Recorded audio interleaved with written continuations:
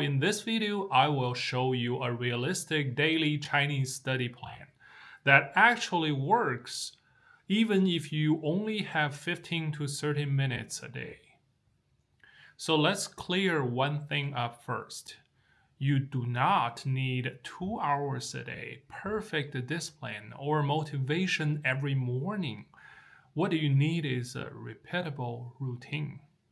Language progress comes from consistency, not intensity. So here is a very simple structure I recommend for any beginner learners or someone who prepare HSK1. Okay, so first start with listening. That can be a short dialogue, a lesson audio, a slow Chinese speech. You don't need full attention. You can just simply listen. While you're walking, cooking, commuting, your goal is not understanding.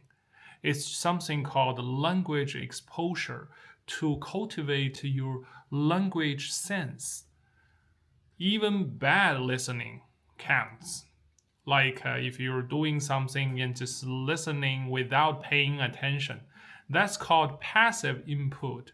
Believe or not, you can see a lot of videos on YouTube has 8 hours just telling the legends and the myth stories of China, and people comment said they learned Chinese while they were sleeping. Although they were joking, but the passive input is a scientific proved way to cultivate your understanding and your sense of a language.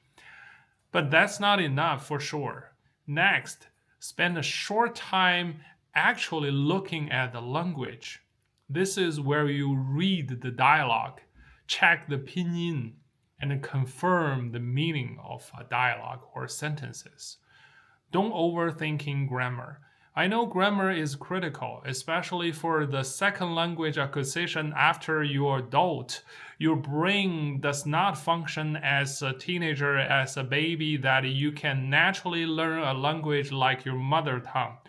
However, grammar really make your motivation down if you focus at the very beginning.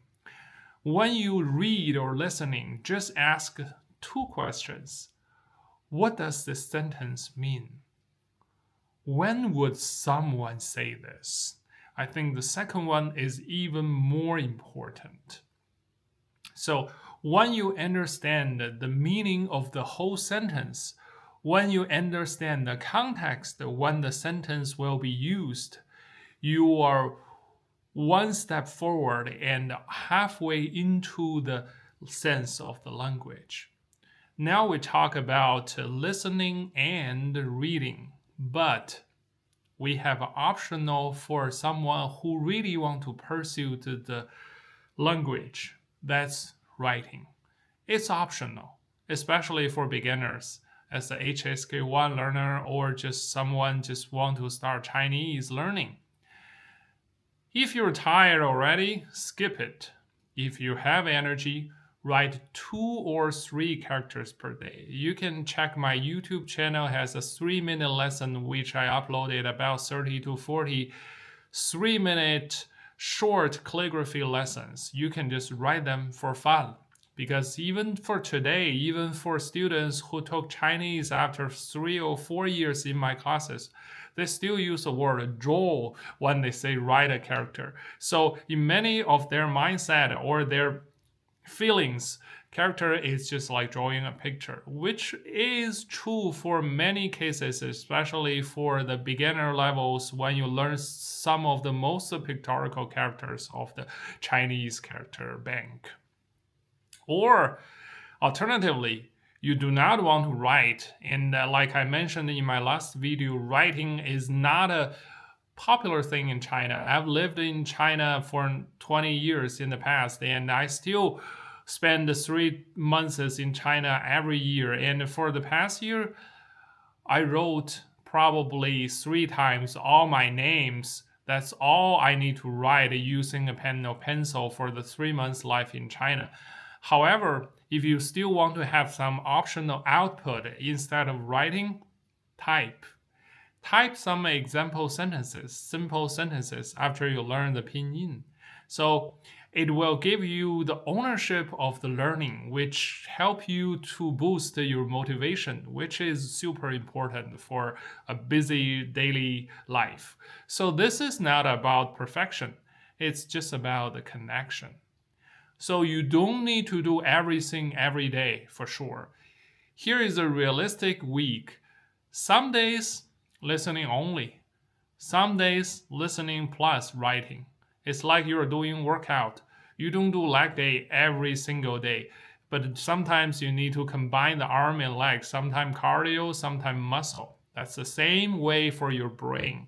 So learning language, especially learning Chinese, is a whole brain exercise because when you sing, your left brain lights up. When you talk, your right brain lights up. When you speak Chinese, both of your brain lights up. It's a whole brain exercise because Chinese has tones for every syllable. So your brain indicate you're singing and talking at the same time.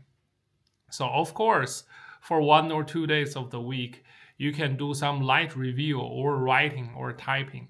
Progress doesn't come from doing more every day. It comes from not quitting. So this works because listening is a low stress, passive learning. Reading gives you a clarity and the character itself. Writing limited gives you the ownership and makes the connections of the language as a whole. So you are not forcing output before your brain is ready.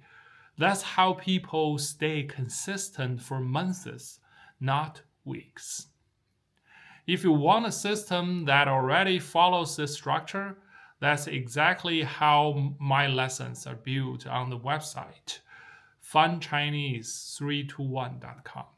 We have short dialogues, supporting reading, optional writing practice, culture tips, and also practice and exercises from pinyin all the way to HK3. So the link is here or in the description. A daily plan, not random studying. You can do it together with the website. Thank you, and I hope I will see you at funchinese321.com. 再见。